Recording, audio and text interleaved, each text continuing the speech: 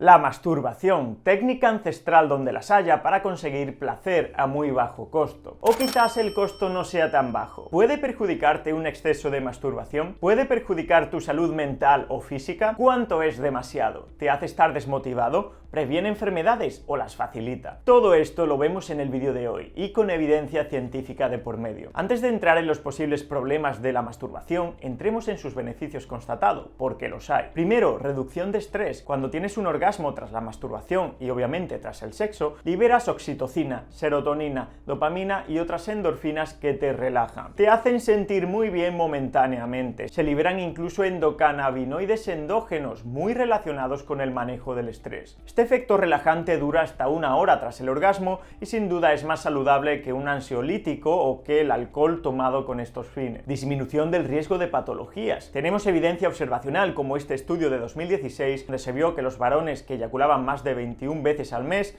tenían considerablemente menor riesgo de cáncer de próstata que aquellos que solo lo hacían entre 4 y 7 veces al mes. Parece que en la mujer también hay relación entre masturbación y menos síntomas en síndrome premenstrual y dolor asociado a la menstruación. Mejora en la calidad del sueño y en la latencia del sueño, es decir, en el tiempo que tardas en quedarte dormido, especialmente cuando la masturbación ocurre en momentos antes de irte a la cama. Esto ocurre, por supuesto, también con el sexo convencional. Ahora, un beneficio indirecto, porque aunque la abstinencia sexual aumenta el volumen seminal y el recuento de espermatozoides, hay evidencia reciente que nos dice que puede empeorar la calidad del esperma, produciendo mayor fragmentación del ADN del espermatozoide y mayor daño mitocondrial en el mismo, como puedes ver en este estudio. Si estás intentando procrear, por lo tanto, no es buena idea pasar mucho tiempo sin eyacular. La abstinencia sexual y la retención del semen no aumenta la testosterona ni mejora el rendimiento deportivo a largo plazo, o al menos no tenemos evidencia científica sólida a día de hoy que pueda confirmar esto. De hecho, lo contrario es cierto. Tras el orgasmo hay una elevación temporal de la testosterona, que momentos después vuelve a niveles basales. Por lo tanto, la abstinencia no te hará mejor atleta, aunque en algunas personas puede tener beneficios conductuales o incrementar la motivación, habiendo poca o nula evidencia de esto. Y bien, hemos visto algunos de los puntos a favor de la masturbación en hombres y mujeres. Veamos ahora algunas conductas peligrosas en torno a la masturbación que pueden empeorar tu salud. Síndrome de masturbación traumática. Ciertas técnicas de masturbación, como el síndrome de masturbación traumática descrito por el Dr. Lawrence Zhang, pueden estar detrás de problemas como la disfunción eréctil y la eyaculación precoz. En este estudio se vio como aquellos que tenían conductas atípicas, como hacerlo a través de la ropa o en posición prona, es decir, boca abajo, tenían mucho mayor riesgo de disfunción eréctil y de eyaculación precoz. En este caso, empeorando por lo tanto tu salud sexual. Este punto que voy a comentar ahora es clave, sobre consumo de porno, de pornografía, asociado a la masturbación. Existe la adicción a la pornografía y es un problema creciente que se presenta en diferentes grados de intensidad. Más del 80% de los hombres utilizan porno durante la masturbación y aproximadamente un 30% de las mujeres, según las estadísticas, que con estos temas suelen estar bastante infrarrepresentadas. Las barreras de acceso a la pornografía se han debilitado muchísimo en los últimos años. Cualquier persona que tenga acceso a Internet tiene acceso a la misma en su móvil.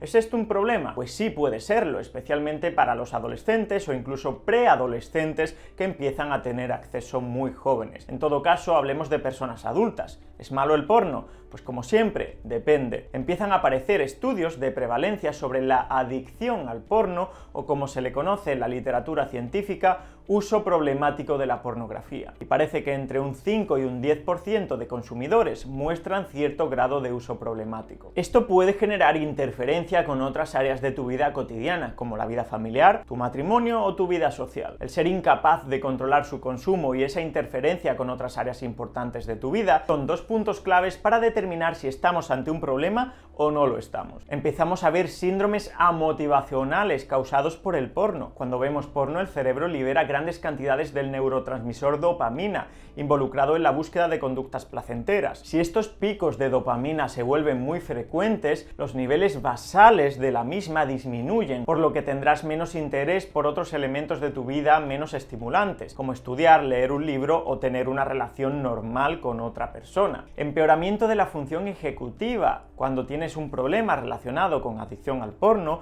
actividades normales como llevar los niños al colegio, hacerte el desayuno o simplemente recoger la ropa, te apetecen menos y te cuestan mucho más. Y por supuesto, empeoramiento de la vida sexual, dificultad para tener una erección, disminución de la libido, una visión totalmente adulterada y alejada de la realidad respecto a lo que es el sexo o a qué esperar del mismo, lo cual a su vez genera fantasías difícilmente replicables y a su vez más insatisfacción. Pasa algo parecido a lo que ocurría con los ultraprocesados. Cuando los consumes habitualmente, la comida real te sabe a poco, pues esto es parecido. Y para los que queráis saber más sobre este tema, que podemos por otra parte ampliar en otro vídeo, os recomiendo el libro Your Brain on Porn, de Gary Wilson, donde se detallan todos los problemas de la adicción al porno y cómo superarlo. Y por último mencionaremos un estilo de masturbación idiosincrásico. ¿Qué es esto? Ciertos estilos de masturbación diferentes, atípicos, pueden facilitar problemas como la eyaculación retardada o tardía, problema contrario a la eyaculación precoz o incluso la disfunción eréctil. En este estudio se encuestaron a pacientes con disfunción eréctil y eyaculación tardía sobre sus hábitos sexuales. Se encontraron patrones muy interesantes. Más de un tercio tenían una frecuencia de masturbación muy elevada, de más de una vez al día, y muchos de ellos tenían una técnica de masturbación difícilmente replicable en el sexo real, ya sea por la velocidad, la técnica, la intensidad, la frecuencia, lo que sea. Además, muchos encontraban mucha disparidad entre sus fantasías y su realidad sexual, punto al que contribuye enormemente la pornografía, como hemos visto. Y recuerda que a veces un exceso de masturbación solo está enmascarando un problema mayor en tu vida, como un estado depresivo, niveles de ansiedad por las nubes o problemas varios. Cuando estamos mal, tendemos a huir de los problemas. La comida es una de las salidas, pero también lo es el sexo, la masturbación o el porno. El problema es que el porno es solo un alivio temporal y cuando terminas te sueles sentir peor a como estabas antes de empezar. Un tema totalmente tabú que hay que poner encima de la mesa. Cuéntame en los comentarios si te ha ocurrido, porque aquí nadie te conoce. Te habrás preguntado ¿cuánto es demasiado? Preguntas que tienes que hacerte son las siguientes. ¿Interfiere la masturbación con tu vida cotidiana?